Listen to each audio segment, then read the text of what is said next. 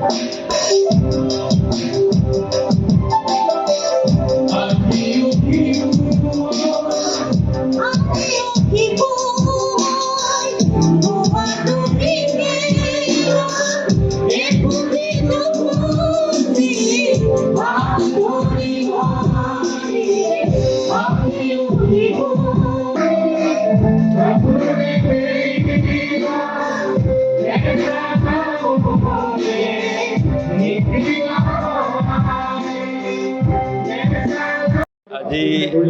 আসলতে আমি অনুভৱ কৰিলোঁ যেহেতু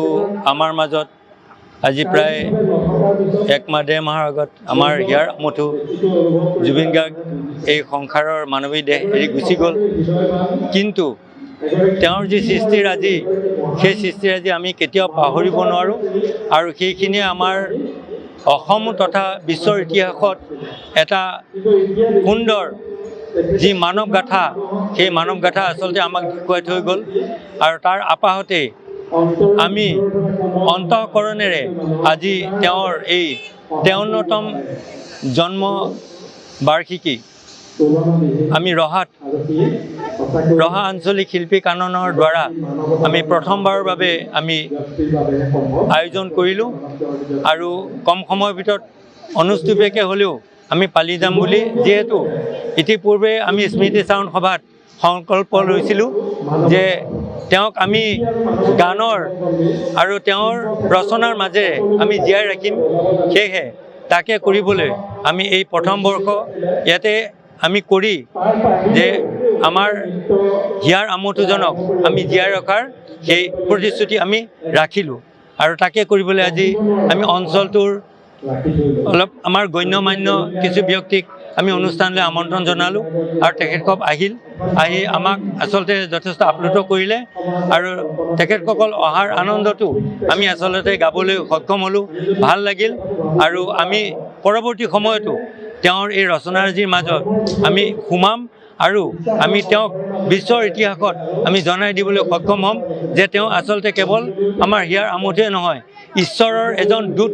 আৰু ঈশ্বৰে সেই এজন দূত ৰূপে আমাৰ সমাজলৈ পঠাইছিল। সেয়েহে হিন্দু মুছলিম কোনো জাতি সম্প্ৰদায় নিৰ্বিশেষে তেওঁ কি কৰিছিলে